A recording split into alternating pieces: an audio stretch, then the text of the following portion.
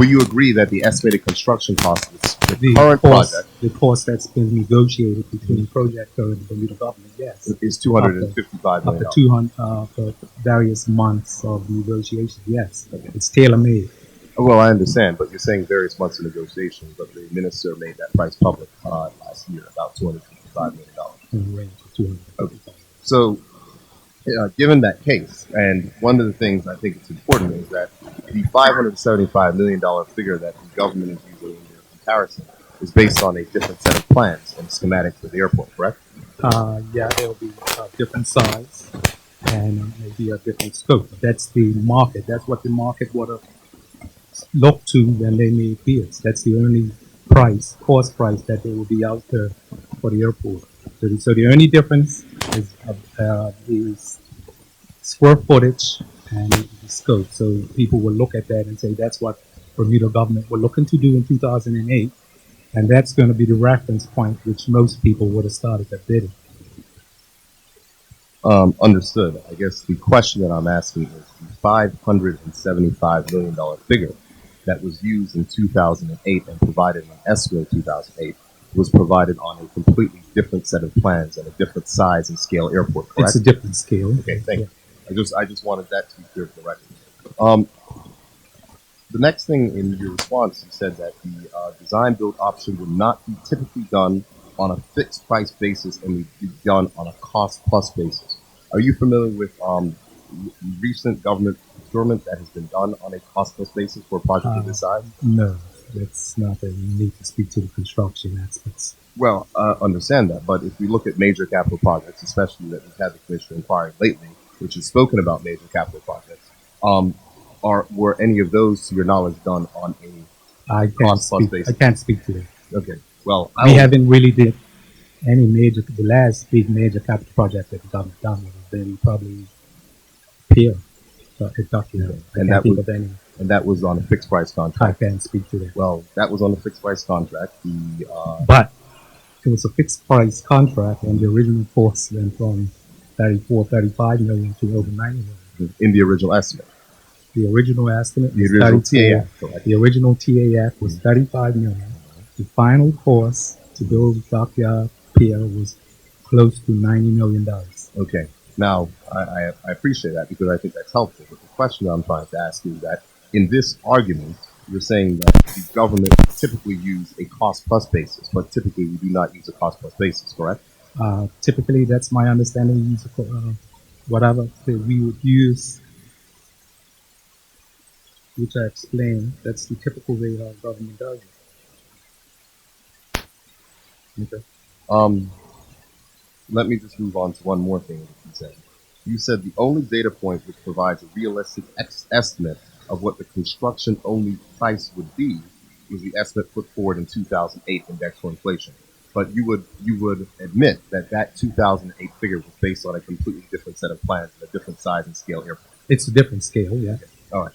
So one thing that the Minister of Finance has said on numerous occasions is that there will be an independent evaluation of this price. Has that independent evaluation yet been done? Independent evaluation. Independent. It was said to make sure that the costs that the government of Bermuda was getting, that an independent, a third party, internationally recognized construction firm would do an independent evaluation on the cost. Has that independent evaluation yet been done? Not yet. That's part of the reports that the Ministry of Finance is producing in line with the requirements of the entrustment. Okay. So I guess the question I would ask is, would it not have been more appropriate to wait for an independent evaluation of the price of the current plans and use that in any comparison analysis? The government has done significant work in verifying the price of the proposed price of the new airport. Government have retained HNTB through the Department of Airport Operation, and all of the costs that ACON put forward are verified and checked significantly by HNTB.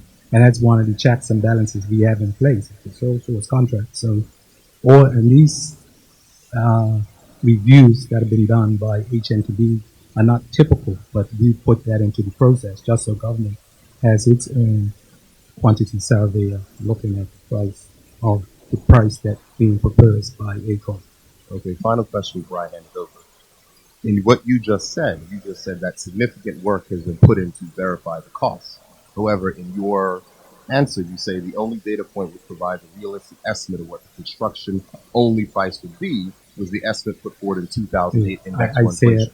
the significant work is done verifying the cost from Acorn to Okay. make sure that they're in line with market standards. Okay, understood. So if we're talking about a $255 million price, would it not make more sense to use that in the comparison when you are looking at seeing what it would be if the government were The to borrow data the money point that itself? government used is the proposal from 2008. Okay, which is a different set of plans. Correct.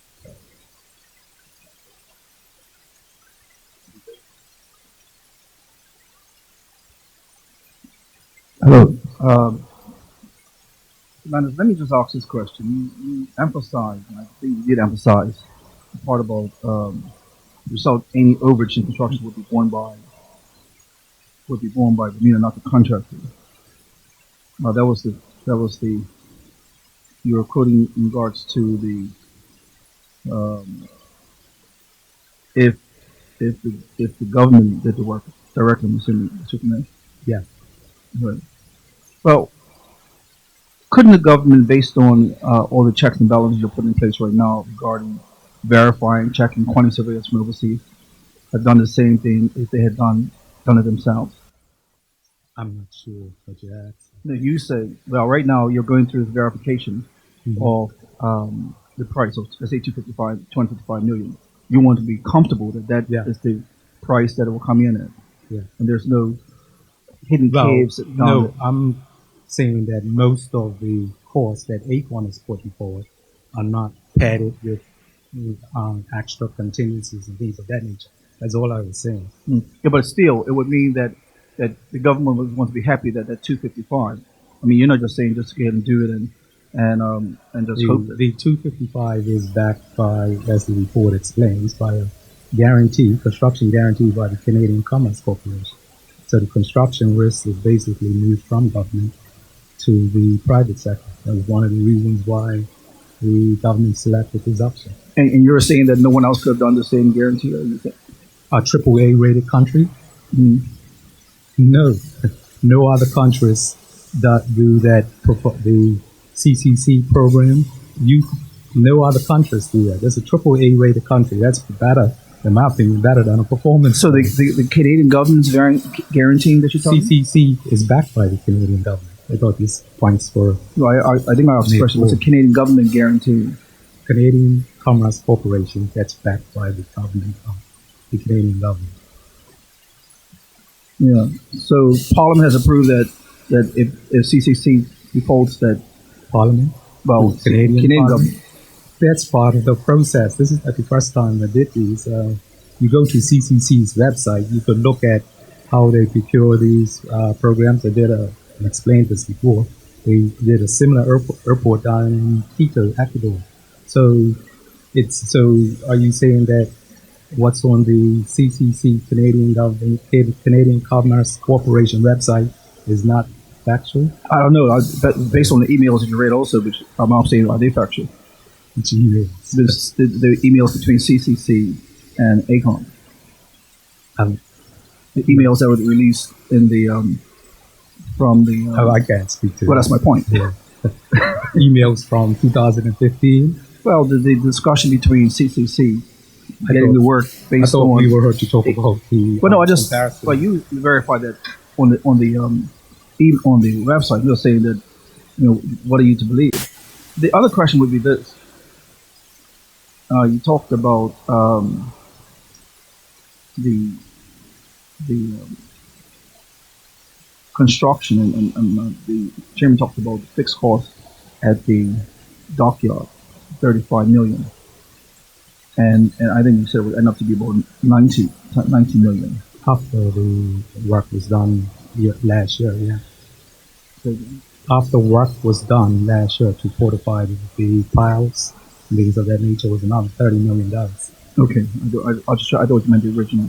No, it started off at 35 million, finished at roughly about 60 million, and then extra work had to be done last year, year before last, totaling another close to $30 million. Extra work to accommodate larger ships. No, to fortify the piles for larger ships. for larger ships. Thanks. Yeah. But it was to build up the piles for larger ships. Yeah. I guess the biggest concern I have here at the very beginning, we talked about comparing the 575 million to the 255 million. And as the chairman said, we're talking about a different square footage and a different scope. And the whole idea comes down to, wouldn't it have been better to go for RFP to get a better feeling of what that cost would really have been? That's a policy decision that were long past. The government had a policy initiative to speed up this process. They put forward the Minister of Finance to explain the rationale over and over again.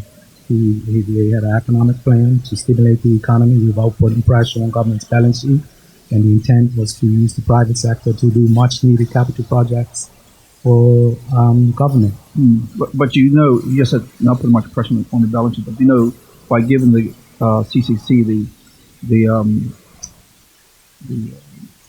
project tax puts a pressure on our balance sheet. Say that again, Mr. President. By giving the CCC the project tax puts pressure on our balance sheet. We would lose some revenue, and we would also So that's putting pressure on our balance sheet, correct? we would also lose some expenditures, and we've also did and see that you asked for quite a bit. This is the NPV analysis of the different projects is just one of the significant amount of reports that the Bermuda government has done to justify this method of procurement. And see, it's a lot of talk about what this would do to the deficit position, and we did quite a bit of analytical work on what this would do for credit ratings. We speak to the credit rating agencies at least one full meeting a year. They're well aware of this project. So if anyone had any concern about this project and the structure of this project, it will be reflected in our ratings. Then we had the meetings early in the year, and then we keep providing more projects. As you know, we just went around the world selling government bonds, and a lot of questions were asked about the airport project. And we had to explain that, and there was no concern, because obviously this is the way that airports are constructed around the world, with no issues with the procurement decision that the government of Bermuda has taken. And this is not from me, not from the Ministry of Finance. This is international investors who have quite a bit to put on the line when they're lending government $665 million.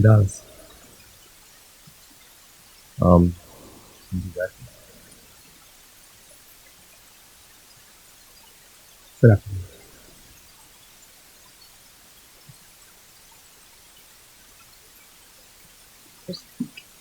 Yep.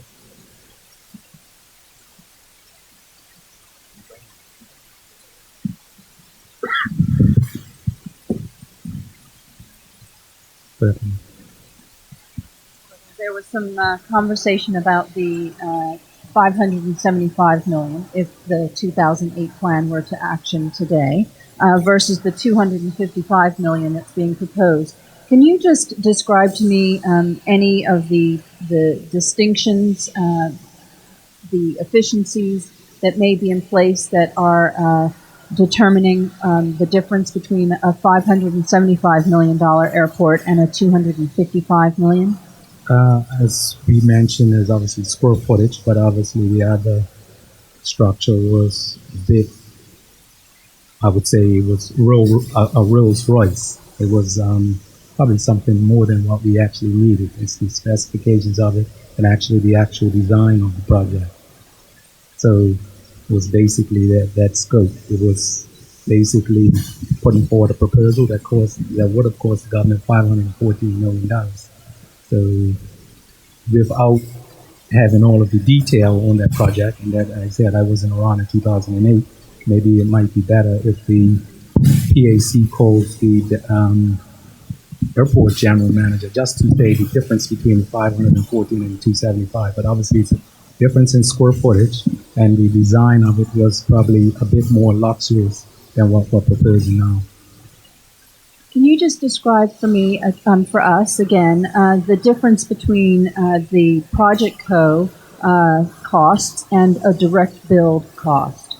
As I mentioned, the project co cost is guaranteed by the Canadian Commerce Corporation. So, for instance, if they go over the 255 million, that has the impact of that would have to be borne by CCC. That's the main difference in the whole proposal, is that we're transferring most of the construction risk, if not all, to the private sector. That's why you do public-private partnerships, is to transfer some of the risk from the public sector to the private sector and let them manage that risk. So that's the big difference between the two proposals.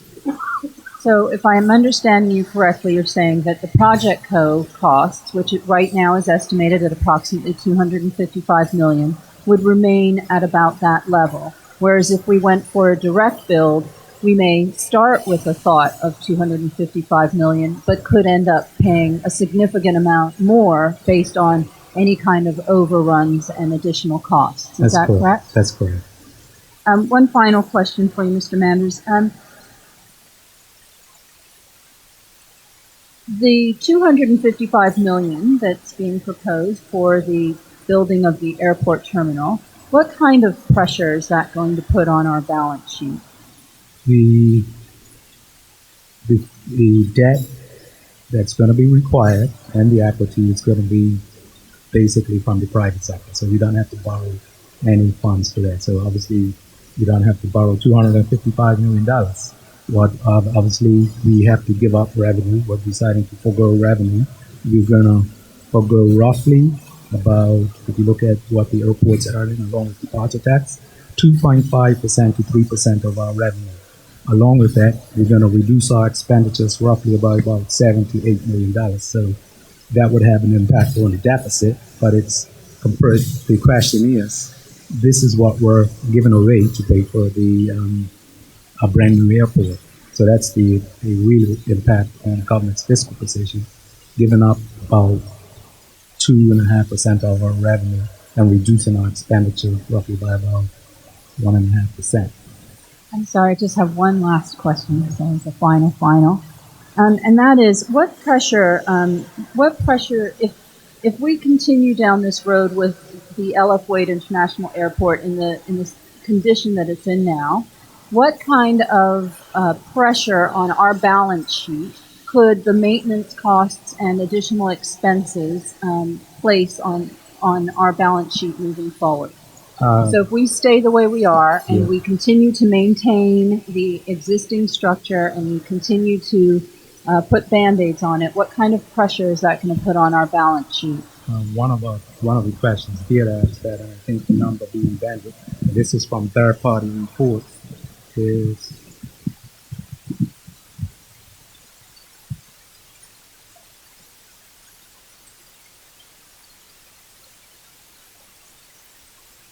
that was with the expensive Band-Aid approach. I think it was roughly $150 million that we would have to put forward. It's in the report, but we would have to pay that just to keep the airport up to a decent standard to ensure that it could just that will be operational for airplanes coming to Bermuda. And it is, and the numbers are in the report, and that's based on third party. One of the questions asks, the estimate is provided for the expensive Band-Aid approach. Can you please identify where those figures came from and what exactly is the justification for the price of them? And the figures came from a HLTB report that was produced by, I mentioned HNTB for the Department of Airport Operations, and the assumptions are in the report, and I believe it's $150 million over the 2 years. And those funds would have to be borrowed. Yes, I see that. And then it could be as much as $490 million over. No, okay, no, I got it. Thank you, Mr. Manders. Go ahead. Good afternoon, Financial Secretary. Good afternoon. Nice to see you again. As this is a public meeting, and of course we have Burn News filming it, and so we have the public looking on in.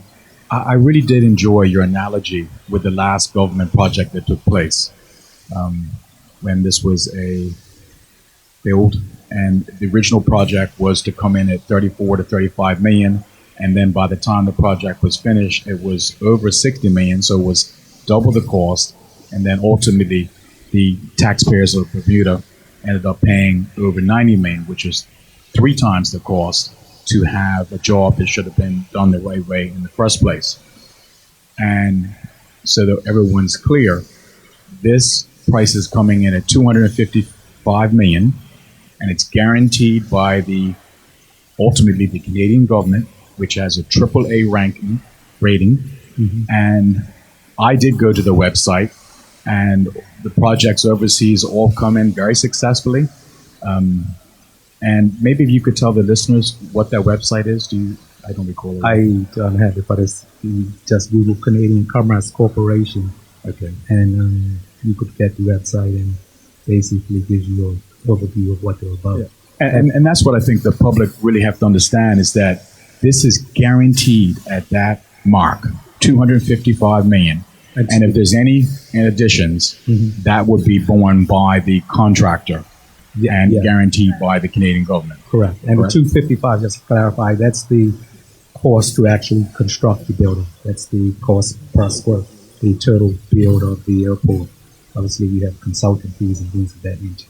All right, thank you. MP Herbert? Yeah, Mr. Manders, are you aware of a report that was done done in 1994 or 5 by, matter of fact, myself, and I was the Minister of Transport, where we was going to create a airport authority, and at that time, because the airport has enough assets there for investors to lend money, banks were willing to lend us money at that time to the airport authority, which the debt would not appear on the books of the government.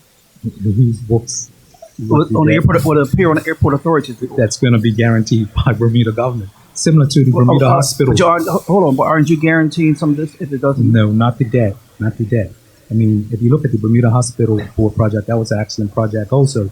But the difference between this and the airport project is that we're actually guaranteeing the cash flow that the Bermuda Hospital Board has to pay to the private sector partner. So if they can pay that $22 million a year, then government's on the hook for any shortfall that he can make. Well, But I have a question. FS. Are we not guaranteeing to pay the revenues in this project to repay the loan should the money fall short of the 16% guaranteed return that ACON is getting? We're not guaranteeing debt. Hold on a second. Not guaranteeing debt, I understand, but we are guaranteeing the repayment of the debt. We may not be issuing a guarantee for the debt, but as for the airport development agreement, which is in front of us, we are guaranteeing the repayment, correct? We are guaranteeing a certain revenue level. Okay. And if that revenue level is not met, that means that taxpayers have to come up with the difference. Right. So the loan is repaid. And it's So taxpayers are still on the hook if the revenue targets are not met, correct? correct. And Okay. I never disputed that. That's a guarantee for the revenue at a certain limit. So can you please just explain for the public, what is the difference between guaranteeing debt and guaranteeing the income stream that is used to repay the debt? We're not guaranteeing the income stream. We're guaranteeing revenue at a certain threshold. It's different from guaranteeing debt. And if So just to be Basically- clear, we're guaranteeing revenue to whom? to the private sector, So we're guaranteeing revenue to ACON to ensure that they make their 16% return No. and they can repay their debt. totally not. Okay, then explain to us what it is. That's why we're doing that. So when there is a payment, because the revenue target's not met, those funds are put in a account that belongs to Bermuda government. And if for any reason debt service falls below a certain level, they could draw on those funds. So that's it. It's not to guaranteeing their 16% return. That's for sure. That's one of the ways. It's one of the reasons that the deal was structured the way it was. So it's not guaranteeing their 15.9%, which is in line with airport standards. It's not guaranteeing that. Well, I'm relatively certain that you just went around the world and borrowed money for significantly less than 15.9% FS Manders. Do you have anything? Because we're on question number 1, and we still have questions 2, 3, 4, 5, 6, 7, 8, 9. A different risk. Anything else? It's a different risk. I understand it's a different risk. Risk and reward. Well, Last thing, but are you aware that the last time the government did the their air rivals area was on time and on budget? Could be. I'm not clear. All right, so there's Some government projects have come in on time or budget. many. Yeah, I Many. guess what I'm saying is that we're painting this picture that for Bermudians doing is not going to come on. No, I'm not saying that. Well, that's I'm not for saying you are. I'll put words in my mouth. I'm not saying that you are, but there's innuendo out there that the only way it's going to work is if we give this funding to the CCC. That's my point. Mr. FS, are you aware that when the Minister of Finance sent his draft remarks to the Canadian Commercial Corporation, and the draft remarks said that the Canadian government will guarantee the debt, and CCC wrote back, and so far as we do not guarantee debt. I just want to make sure that's clear.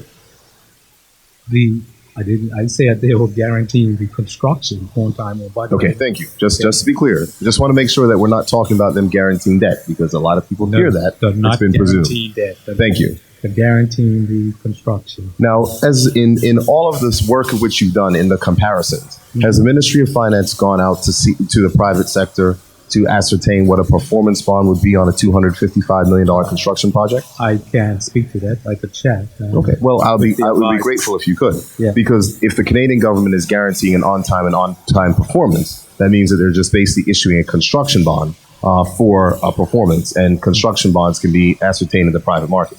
But it's a AAA rated government. I would think that's a bit more secure than any performance bond. But just to be clear, they are not guaranteed. The AAA, they're not putting their balance sheet at risk. The government of Canada is not putting their balance sheet at If risk. it's a shortfall or if it's an overage in the construction, then they have to make up the difference. But it's not the Canadian government making up the difference, is it? It's the private company. With backing from CCC. But again, CCC has indicated in documents that they do not guarantee debt. Right. So how can they be then guaranteeing it? The guaranteeing the construction.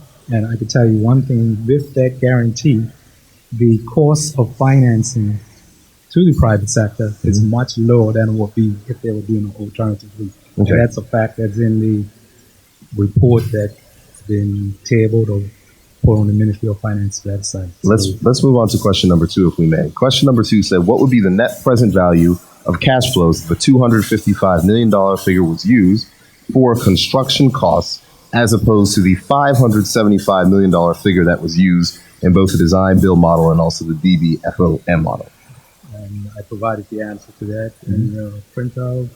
Net present value of the design build option used $255 million, roughly $45 million. Speaker continues to be higher than the design build finance operate maintain option and the G2G net present value of 322. I would just like to read your answer just so it can be recorded for the record. It says, the net present value of the design build option using a $255 million construction cost would be $445 million. This figure continues to be higher than the DBFOM, or the government-to-government net present value of $322 million, and the DBFOM competitive tender net present value of $393 million, respectively.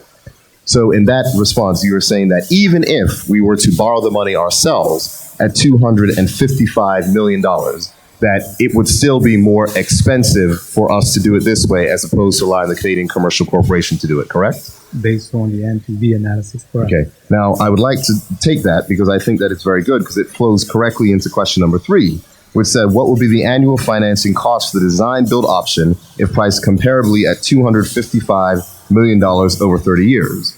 And your response was the annual financing costs under the design build option using a $255 million construction cost are listed below. And you listed the project borrowing costs at about $22.5 million. Can you please provide us in what, if any, case or form interest rate did you use to arrive at $22.5 million over 30 years? I believe the same interest rate that was used in the assumptions at the beginning. So that would be the principal and interest repayment. So you're saying use the same rate? Yeah. Okay. And I will verify that because I'm sure they use the same rate, but I'll verify that. Okay. But you're not aware of what that rate was. The rate is at the beginning 4.5% long-term cost of borrowing for Bermuda government. Okay, so you're saying 255 million borrowed over 30 years is going to yield 22.5 million a year. Yeah, I will confirm that. I'll confirm it for you very quickly, but I'm sure that is not correct, FS Manders. But I want to move on to the next item because I think this is the most important. Because in your design, build, net present value analysis on page 5 of your financial comparison document, you listed the increase of costs on sovereign debt. And on the increase of costs on sovereign debt, you have the same figures over 30 years that you do under this model. However, the amount of money that we're borrowing is less than half. So why did you use the same figures for the impact that it would have on the increase in debt if under the same analysis the government is only borrowing half the amount of money? I'm looking at page 5 of your financial comparison document under design build, figure 4, which shows the increase in interest in sovereign debt going from 2.4 million a year to 23.4 million a year, and you're using the exact same figures under the financing costs under the design build option when we're borrowing less than half of the amount of money. Why are you using the same increase in sovereign debt figures if we're borrowing half the money? Would it not stand to reason that any impact on the increase in sovereign debt would be less? I'm kind of confused with what you're talking about. Okay. Figure 4. Okay, I'm going figure 4. Line bill net present. Yes, correct. And the line where it says increasing interest costs on sovereign debt. You see that line? And in that line, it's projected that we will be paying more money on our sovereign debt if we borrow the money. Increasing, right. Okay. And what I'm saying is that if you then look at the response that you provided to the committee on if we were to borrow $255 million as opposed to borrowing $575 million, you're saying the increase of the impact on interest on government debt would be the exact same. That's because the line items which you're using go from 2.4 to 23.4 over 30 years. Why is there no change in that figure? I'm looking at the project borrowing cost for the figure 4. It's showing 50 million. Mr. Manders, I'm referring to the response you provided to us on question number 3. Right. That is precisely my point. It is the same number. Where? That is precisely my point. Which number? You mean the increase? Increase interest on debt? Yes. That's assuming that based on this, we will get a downgrade and interest rates will go up by 1% on all our debt. So the number would be the same. Well, so you're assuming, right. That the impact would be the same on the government of Bermuda if we were to borrow $255 million as opposed to borrowing $575 million. Right, you'll get the same downgrade. So so just to be clear, I want to make it clear for the record that in the documents that your ministry has provided to us, the scoring of which you're using to cost out these various options, you are saying that the government of Bermuda would have the exact same impact on increase of borrowing if we were to borrow 575 as we would if we were to borrow 255. The assumption is that we'll still have a similar downgrade. If a similar downgrade, the rate's going to go up the same.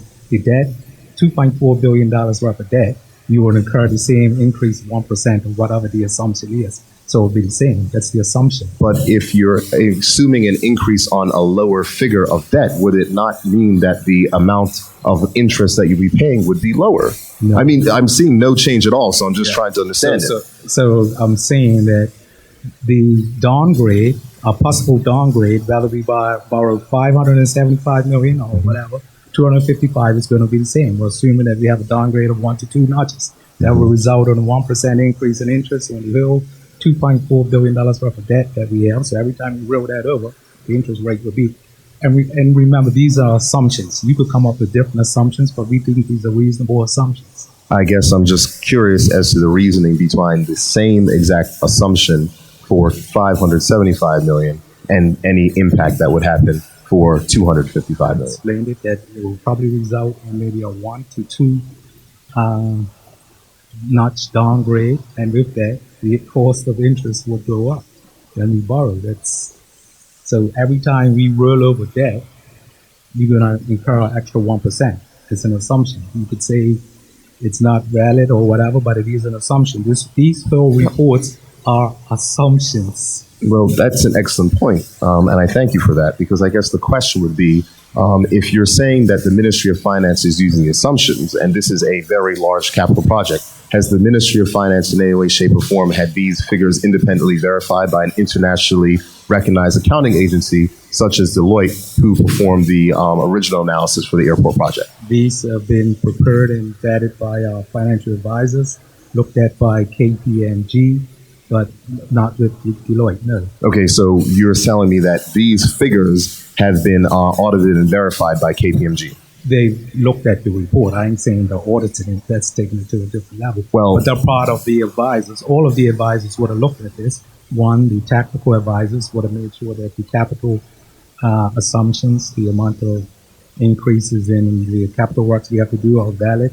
KPMG, who's the project manager, would have looked at it from their perspective. So these have been looked at all of our advisors. But you say KPMG functions as a project management. I guess I'm getting to a specific question in regards to the financial analysis, because at the end of the day, our responsibility here in the Public Accounts Committee is to make sure that people are getting value for money. And if there is a less expensive option to the people of this country, they should know and understand what that less expensive option is. The question I'm asking is the financial analysis of which has been done, particularly in this airport redevelopment options financial comparison. Have those figures been independently verified by an accounting firm of international repute?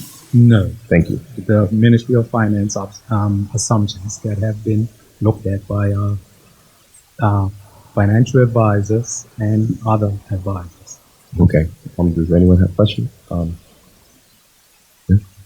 MP Jackson, go ahead. So can you just tell us again what the consequences of borrowing $255 million would be on the government's balance sheet and our rating if we were to borrow that amount of money right now?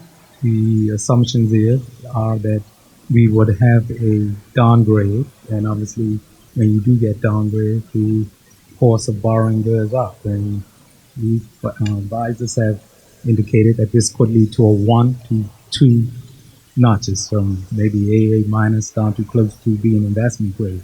So when you go to capital markets again, it's going to have an impact on your borrowing cost, meaning the interest rate. So, go ahead. So the $656 million we just borrowed to refinancing, we had nothing. 665. Okay, 665. Is not going to cause any drops? No, because most of that was to refinance more expensive debt. How much? 200 million of that was used to repay a 5% loan that we had with the local financial institution. And roughly about 300 million would have been used to repay bonds that mature in 2020 that are currently have a coupon rate of 5.6%. So what was the actual new borrowing? 3.71%, lowest cost ever that Bermuda government. No. Not what's the actual amount? Millions. I mean, The new borrowing would be roughly about $189 million of new borrowing. So we're getting close to 255. So next year we're not borrowing no money. Are we talking about the options report? You borrowing? I thought we heard MP Ferber, we got it. We understand the point. I think the point that MP Ferber is making is that how can the Ministry of Finance assume that $255 million would result in a drop of 2 notches over our credit rating when the government continues to run deficits around $200 million a year, and whether or not the impact should be the same. And really, if you look at it, the government doesn't have $255 million underneath its debt ceiling to borrow that much money. So obviously we would have had to raise the debt ceiling. Which has been done. Which you're going to have to raise next year anyway. Correct? Possibly. Does anyone have any further questions before we move on to question number 4? Nope. Okay, question number 4, it says, the estimates provided for the expensive Band-Aid approach, can you please identify where those figures came from and what exactly is the justification for the price of each item? And your response was, these figures were pulled from a third-party contract commissioned by the DAO in 2013, produced by HNTB. The Ministry of Finance cannot comment on the justification of the price items as this was not listed in the report. Would you be able to provide that report, the HNTB report, to this committee? No problem. Okay, is it a public document? I believe it is a public document. Oh, it is a public document? Okay. Any questions on number 4 for the question? Okay, let me move on to question number 5.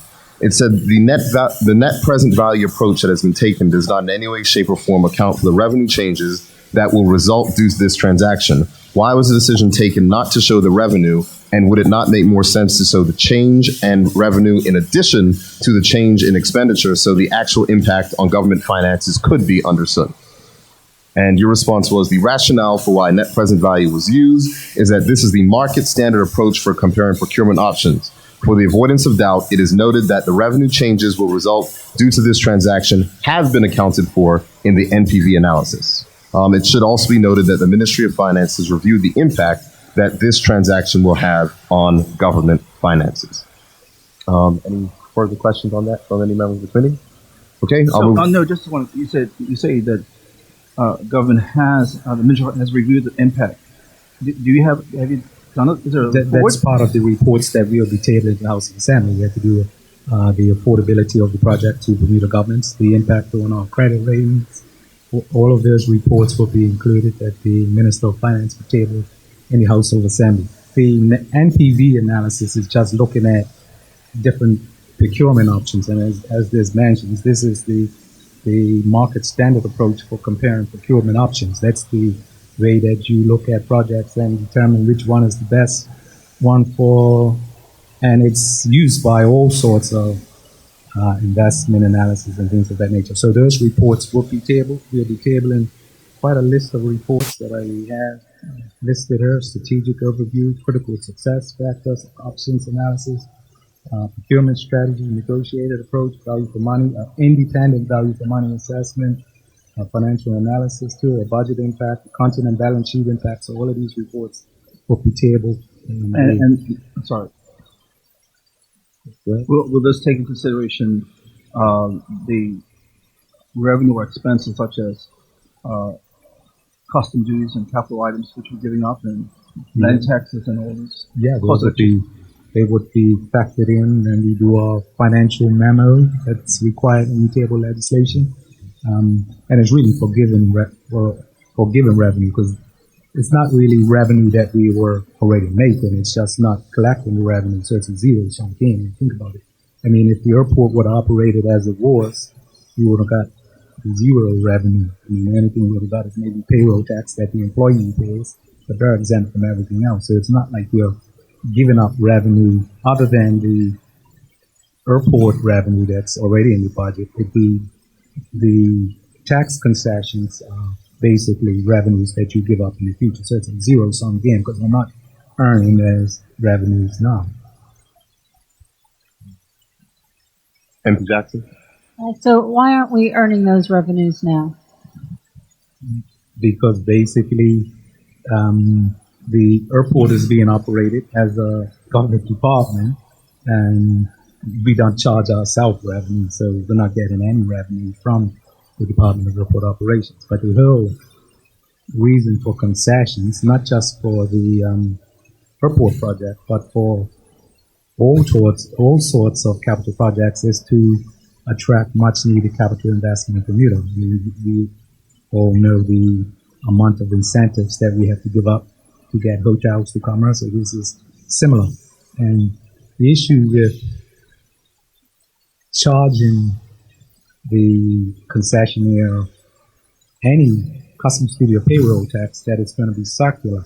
Now, what I mean from that is that all they're going to do is factor it in the costs that they need to operate, and it's just going to go back into the fees that the payers that use the airport are going to have to pay, and all that's going to do is increase the fees that people that use the airport would actually go up. So when if we do decide to charge any custom duty, let's say, it's just going to come back to the cost of the project.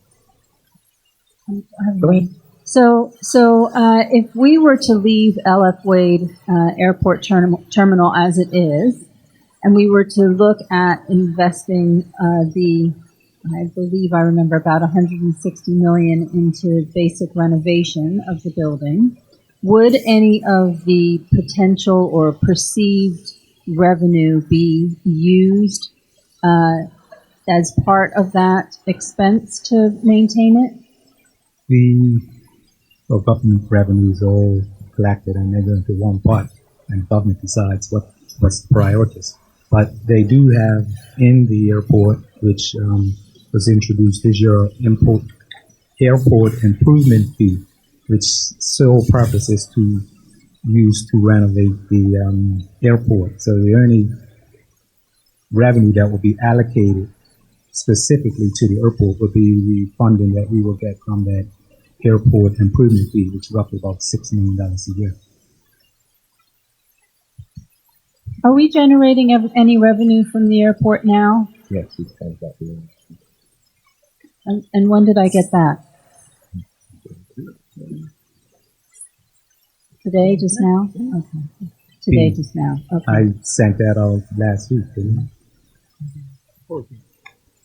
We received it 2 hours ago, though. Sorry, Mr. Manders. For departure tax, if you place departure tax into the airport operation, which technically it should be there, and the airport does run at a surplus, but that was mainly due to the $15 increase we did in departure tax. We've done a 15, 16, and also the airport improvement fee. Before that, it was probably running maybe a break even. So basically, we would have had no extra surpluses to filter back into the airport. Thank you. FS, I want to go back to an answer that you just provided, because you just provided us that borrowing $255 million over 30 years at 4.5% interest would equate to the 22.5 million annual payment that you have. But I just pulled up and run the calculations, and I have $15.6 million as the annual payment on $255 million loan at 4.5. That's principal and interest? That's amortized over 30 years. Okay. That's You everything. have to look at it. No, I'm saying that's everything. So I guess, again, I'm challenged to understand, and that's the reason why I guess I asked the question as to where are these figures being independently verified? Because if you are saying that this figure takes into account the borrowing costs, however, if the borrowing costs here are showing 15.6 and on your sheet you're showing 22.5, that's a significant difference in 1 year, and pulled it out over the multiple years could actually result in one option being less expensive than the other. I could get the information for you tomorrow to see what rate was used. All right, that would be helpful. And we do have more questions, but I know that we're running up close on our time. Actually, we probably got only about 5 more minutes for yourself. I'll go to question number 6. It says the calculations shown for all options do not show the actual impact on overall government finances. Would you be able to provide such an estimate of the actual impact on the government balance sheet as opposed to the net present value of the individual options? And your response was, it's not anticipated that the Ministry of Finance will be preparing the impact of all options to government finances. We will show the impact of the government to government option. I can understand the reason why. I would be challenged because I think that in that proper due diligence, you would examine all options, but we will get to the item of which you did provide. Number 7, it says, why was the decision made to show the net present value of the individual options as opposed to the actual overall impact to the government budget? And then you said, refer to query number 5. The rationale for why net present value was used is that this is the market standard approach for comparing procurement options. We went to the issue of standing orders maintain that a financial memorandum must be attached to any consideration for Parliament for funding from the Parliament. Given that this bill is expected to come before Parliament shortly to authorize this deal, will the government be preparing a financial memorandum that will show the total impact on government finances in both terms of lost revenue and new/retained expenses? And your response was, in accordance with standing orders, a financial memorandum outlining the key aspects of the agreement, including financial considerations, will be provided to Cabinet. The memorandum will discuss financial considerations to the Bermuda government. It says will be provided to Cabinet. I assume we'll also be providing it to the House as well. Okay, that's fine. And the final question that we had was question number 9, or the question that I had. Sorry, these are my questions, not the committee's question.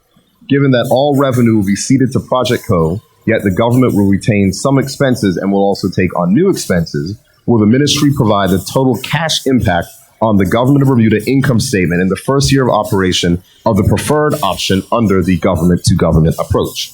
And that figure was provided here. I do have a few questions on that, FS. And the first question is, Why are the figures in 2017 that are listed for retained services, energy subsidy, and airport Quango operating costs different than the figures which are in the airport redevelopment option financial comparison, which was distributed to the public? These numbers are constantly being reviewed. I think the only difference is the annual cost to operate the Quango. And these were parts put together, just assume that you need X amount of staff. So these numbers are continuing to be looked at. They might even change before we even get to financial close. I'll be more analytical work. But the only difference I believe that's in the financial is the cost to run airport Quango, which is reduced. Well, there's other figures that are different, but I guess my question would be, if the government is producing an airport financial comparison, would you not wait until the items are finished before producing that comparison so it can be accurate? Because now you're saying that the figures have changed. This figure lists 3.6 for the annual Quango costs, which is something that you said has been reviewed by your project managers, your financial advisors, and published to the people of this country. And then in here, you're showing 2 million. So, I mean, it's a relatively significant difference. That's $1.6 million. You're saying that these figures are still changing. Would you agree with me that it would make more sense to wait until the figures are finalized so you can provide an accurate comparison? We could provide an update. There's no issues with that. Okay. But I guess I don't see the numbers changing significantly, but we would obviously, once the deal has been finalized and all of the numbers have been verified, then we would obviously have to update all of these numbers. But negotiations are still happening as I'm speaking now. I would consider an 80% difference a significant revision of a particular figure, financial secretary, and I hope you would as well. Just going on to these items that you are listed and the direct financial impact on the government of Bermuda. Long story short, at this point in time, you were saying that the net cash flow to the government of Bermuda is currently, right now, $5.6 million in the black. Excluding capital. Okay, got you. No, that's fine. Excluding capital. Right. Okay, Excluding capital. Got you. And then on the direct financial impact on the government, if you go with a P3 project, you're showing a negative $13.4 million to the government. And if you use the figures which were provided here in the original document that was provided to us, it's a negative $15.3 million. So that is going from a cash plus basis of 5.6 to a cash negative basis of negative 15.3, which will approximately take you to about a $20 million difference. Now, we've heard, I know that you cannot comment on policy, so I'll frame the question very nicely. We've heard that the policymakers had made the argument that this airport project will free up money for schools and seniors. Could you please give me an answer as to how a negative cash balance on the budget of $20 million would free up money for schools and seniors? Obviously, we are excluding capital. We obviously think that current and capital expenditures come from a different pot, but the reality is capital expenditures do come from revenue from the consolidated fund. So you have to, if you look at the whole picture, you would have to put significant amount of capital expenditure on there. So obviously the 13.4 million, what would the plus that you're showing 5.6 would be easily a negative if you count the actual capital expenditure that would be required if you had to upgrade your fleet. So well, I appreciate that, because in your next figure on the future status quo, and you go with item number 2, and that goes in future status quo, outlines the government of Bermuda's most likely cash flow scenario if the current P3 project was not pursued. All figures in this column were inflated using a 2% inflation rate, and you have on there an additional capital maintenance cost of $9.6 million on that basis. So even with that figure and taking into account the airport improvement fee, you're showing a cost plus or a total positive cash flow of $4.5 million, whereas the negative cash flow that you're showing for this P3 project is negative $13.4 million, and that's with your revised figures. So still, that is the government in a worse off financial position. So the question that I'm asking you is, do you agree with the statement that has been made by policymakers that this P3 project will free up money for schools and seniors? The reality is that you're going to need much more capital than $9.6 million. But that's the figure you gave us. This is a conservative estimate. As you go on, it's going to be more and more capital expenditure. So until you put the actual capital that's needed to upgrade the airport, we really can't say. These are just estimates that I got based on reports from the tactical advisors. So we look at that as showing a 4.5% positive cash flow, even after you pay $9.6 million a year in capital expenditures. So that's correct. I understand, but just to be clear, you're saying there's going to be more capital that's required. However, you were asked to provide figures, and in your reference to the figure of which you provided under capital costs, you referenced the HNTV report. Henceforth, the $9.6 million figure is here. Which is an estimate. I understand. Well, as you said, everything is an estimate. Assumptions. You said everything is estimate assumption. However, under the future status quo, you are still showing a positive cash flow to the government of $4.5 million. And under the P3 project, you're showing a negative cash flow to the government of 13.4 with your revised figures. So those figures are approximately $18 million in difference. The question that I'll pose to you again is, do you agree with the statement which has been made by policymakers that this negative $18 million impact, as someone who prepares a budget on an annual basis, will free up more money for schools and seniors? Do you agree with that statement, yes or no? Because your capital costs will be reduced, yes, in the medium term, short to medium term. So you agree. So as the financial secretary, you were saying that a negative balance on our budget and a cash basis is going to... This is one entity, one small department of the Bermuda government's budget.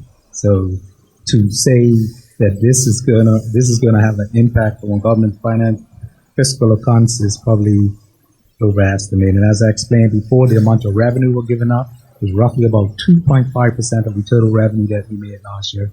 The expenditure, the net difference in expenditure is roughly 1.5% of government's budget. And again, this does not include the significant amount of capital that is going to be required. So I try to be conservative in there and just say at 29.6 million is going to be done in that year. Say 20 million really needs to be done. So until you have a real correct idea of how much capital needs to be done, then you can't really compare. You're not making a fair comparison until you really factor in the amount of capital that's required. But FS, you have stated here that these capital figures which you provided to the Public Accounts Committee after making the figures are 9.6. So are you saying that these figures are not accurate? Because, I mean, you've listed and said in the absence of the current deal, additional capital maintenance costs will be incurred to maintain the airport in operating condition in the future. The report estimated that 62.3 million. And then it says, assuming that additional capital costs will be incurred at a comparable rate noted, inflated 2017 costs are estimated to be $9.6 million over the year. Estimated. Oh, I understand that. But as you said, with everything, we're only dealing with estimates. But I guess let me ask a different question. How do you arrive at you prepare the government's budget on an annual basis, correct? Mm-hmm. And so when you were faced with a loss of revenue of $35 million, which is, because you say future status quo, total revenue will be $35 million. When you're faced with that loss of revenue and your loss of expenditure is less, then does the government then not have to find up money to make up that shortfall? Will the government, okay, let me ask the question a different way. Right now you get the revenue from the airport, correct? Okay, right. In the future, you will not be getting any revenue from the airports. So where will you find the money for the retained services, the energy subsidy, and the airport plan-go costs? General government revenue. So that will have to be taken from somewhere else. Mm-hmm. So I will ask the question again, if you have to find the money, which is no longer coming from the airport, do you agree with the statement that has been made by policymakers that this project will free up additional funds for schools and seniors? I can't comment on that. Okay, thank you. Any further questions? Okay. Thank you, FS. Okay. Oh, final question. Sorry. I almost let you go too quickly. There was a question that was sent to you regarding 10.1 of the Airport Development Agreement, speaking about the core project documents date. I do not have the exact wording of the question, which was sent through by the clerk yesterday. The answer is no. So the the question was pursuant to clause 10.1 of the Airport Development Agreement, can you please advise whether the core project documents date has been reached? And if so, what date did cabinet give its approval? No, it hasn't. Okay, so the core project documents date has not yet been reached. No. Is there any estimate and time and when that's intended to be reached? Very soon. I can't give an exact date. Okay, that's fine. Thank you very much. Okay.